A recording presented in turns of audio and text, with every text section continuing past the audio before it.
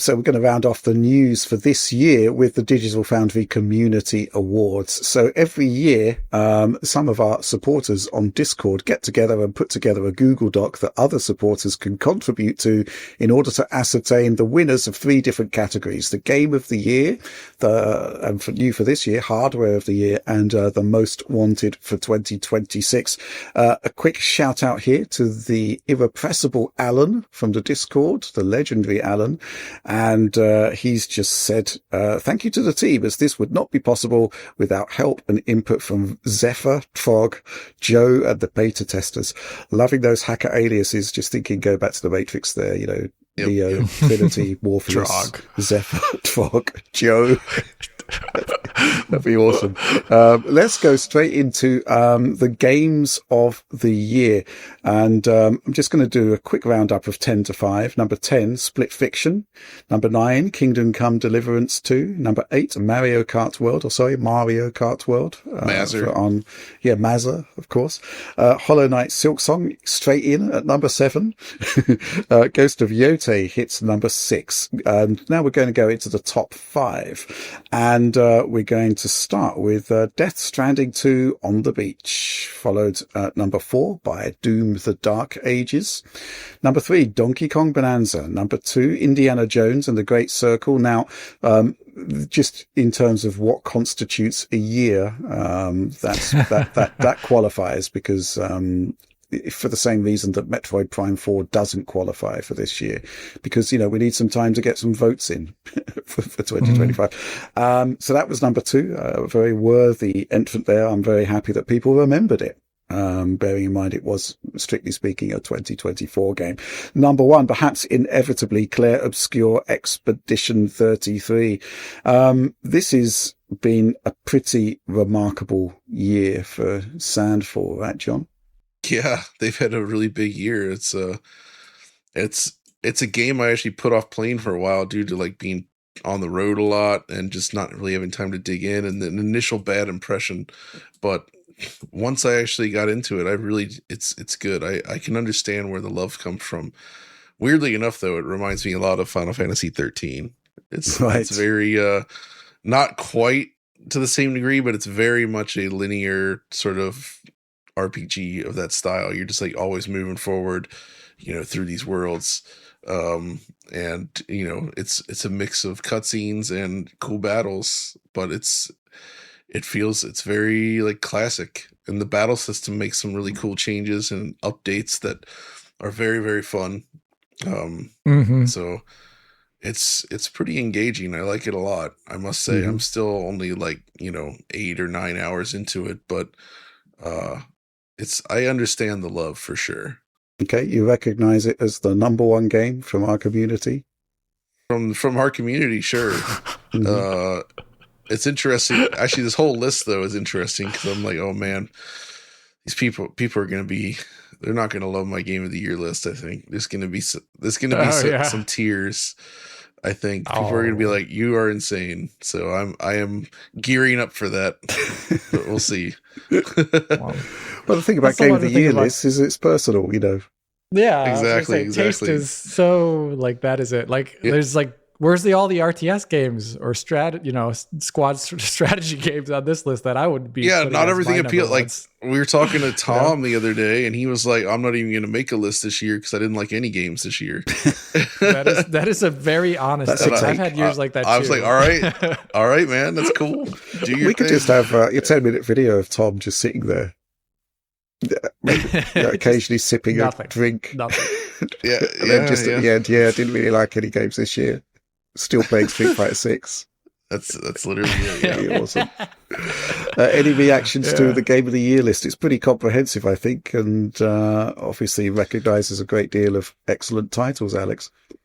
Yeah, I actually, so this year I haven't been able to beat as many games as I would like, but the games that I did get to play that I did really enjoy were actually pretty much on that list.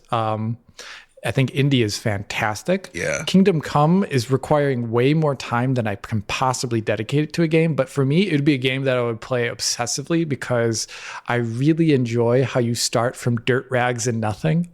And you're just like being spit on in this world. Just like real life. I thought it was so, yeah, it is like really funny. The game's intro is like, it's sad, because all these people die and etc. But then you like just wake up in a town like half naked and smelly, and everyone hates you. And I just laughed so much at that. Very good game.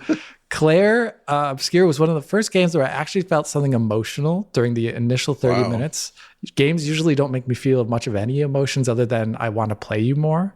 But like actually like invested, like emotional, like, oh, this is a very tragic story. I thought it was very tragic. And remind me of a lot of good, like apocalyptic fiction that you see out there. John, it's kind of funny, John. You say it reminds you of Final Fantasy 13. Yep. It reminds me of like Neon Genesis Evangelion. Actually, like kind of like world coming to an end over a certain amount of time. It kind of reminded me of that, but no mecha. I really like that, and. What are some other games? Well, obviously, I really love Tempest Rising this year, which is not anywhere near this list. But most people don't play Command & Conquer RTS, but I thought it did it so well. And the story was really fun. And the factions are so different from each other that it is just a joy to play. So that is a game I really like this year. Alex, Tempest Rising is number 39 on the list with 62 votes. Oh, well, someone liked it. That's great. Congrats. I love you. Okay. Let's move on to the hardware of the year. And again, I'm going to just skip through the top 10 first of all. Straight in at number 10, the Alienware AW2725DF monitor. I should look that up, but I'm sure it's a pretty good one. Is that the WOLED or the QD? I'm not sure. But straight in at number 9 is the Samsung Odyssey OLED G9. And number 8 is the Asus Xbox Ally X handheld. And straight ahead of that, number 7, Apple M5 MacBook Pro. I guess we're gonna try and get a review of that because M5 silicon for entry level silicon actually looks really, really cool. Number 6, the Ryzen AI Max Plus 395 Strix Halo. Rolls off the tongue. Glad to see it recognized there. And number 5, AMD Ryzen 9 9950 X3D, which was the winner of the Golden Joysticks hardware of the year, ahead of Switch 2, which I presented at the Golden Joysticks, which I sat down directly after presenting that award, and someone said to me, "This Ryzen is it any good?" So it's like, I just said, "Well, yeah, I've got one. I bought one." It's like, that was enough to say, okay, that is good.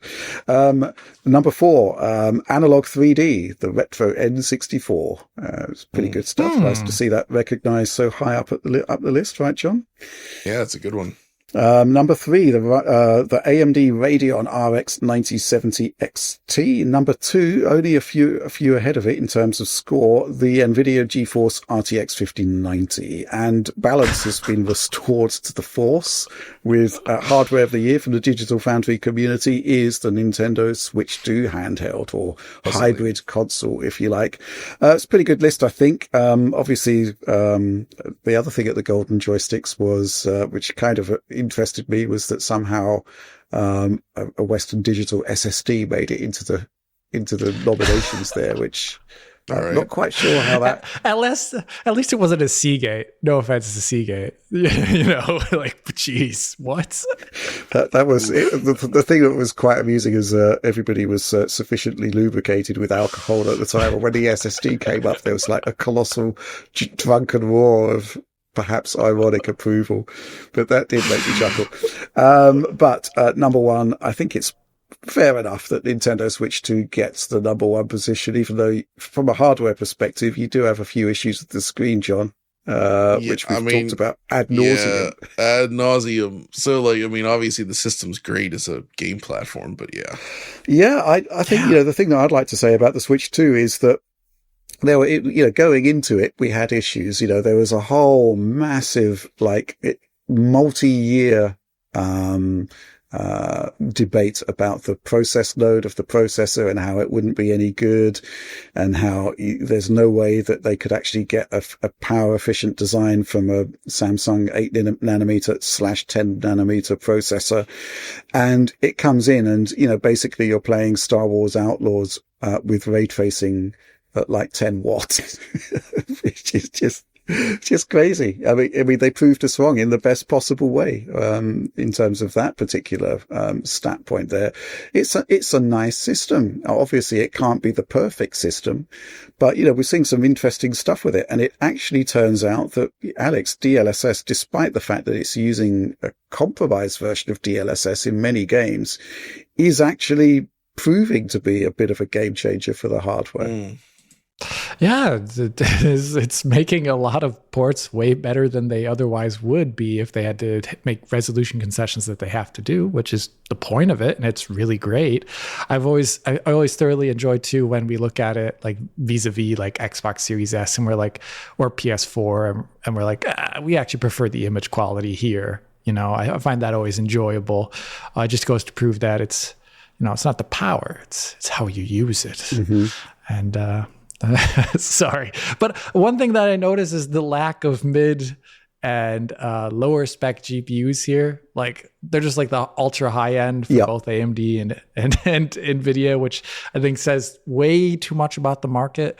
Like imagine if the 5070 Ti were cheaper or something like that, or if the 9060 XT had more power.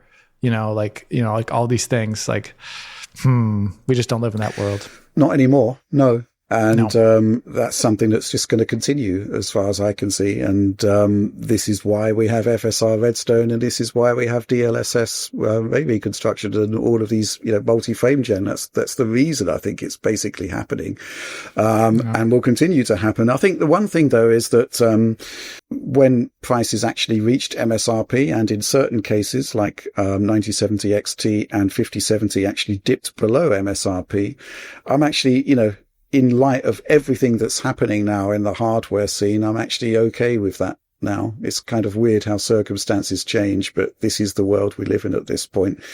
And I think basically everything that anybody is making now with above 8 gigs of VRAM is actually a pretty good product worthy of consideration. That's kind of weird, but 5070, for example, went below MSRP, and suddenly that kind of switches up the value dynamics a bit. Nobody's suggesting that it's 4090 level performance anymore, which helps. Thank you. Let's move on to the final category here, most wanted. Let's just do the top 5 here. Number 5 is Saros from Housemarque on PlayStation 5. Followed swiftly by Wolverine, Marvel's Wolverine. Followed swiftly after that by Resident Evil Requiem. Number 2. A surprise for sure, but a welcome one, is 007 First Light. I'm actually sort of potentially quite excited about that based on what I've seen, hoping it could be really, really good. The demo we saw had a few performance problems, but it was actually looking really compelling.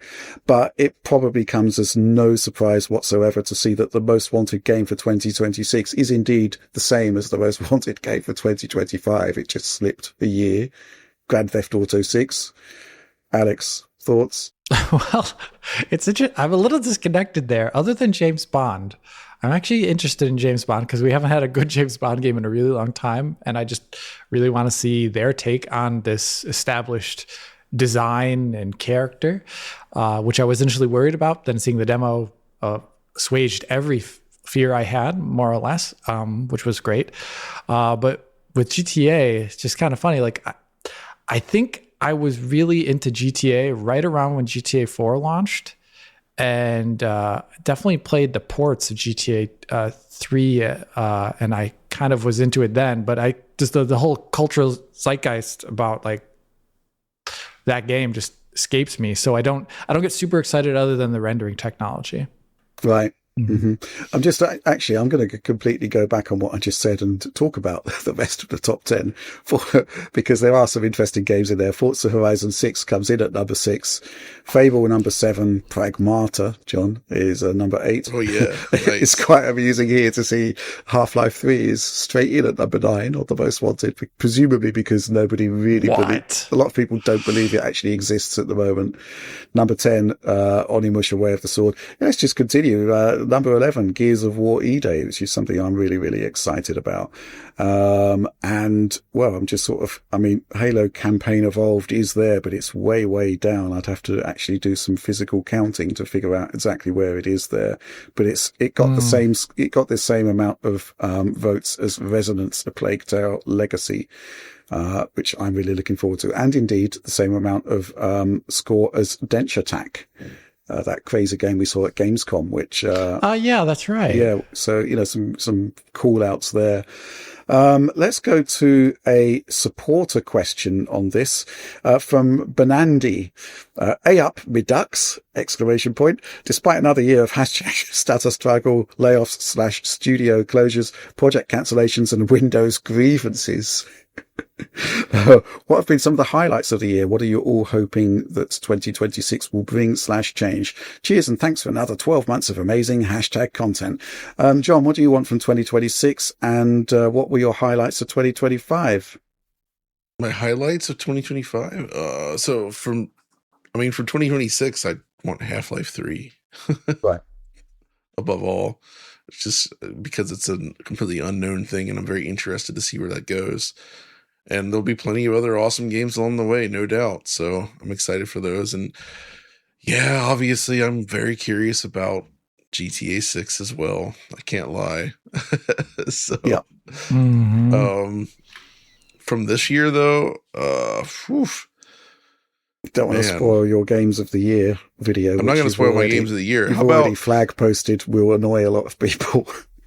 How about we'll say on a hardware side then, this LG 45 GX9 monitor that I got, which is my favorite monitor I've ever owned.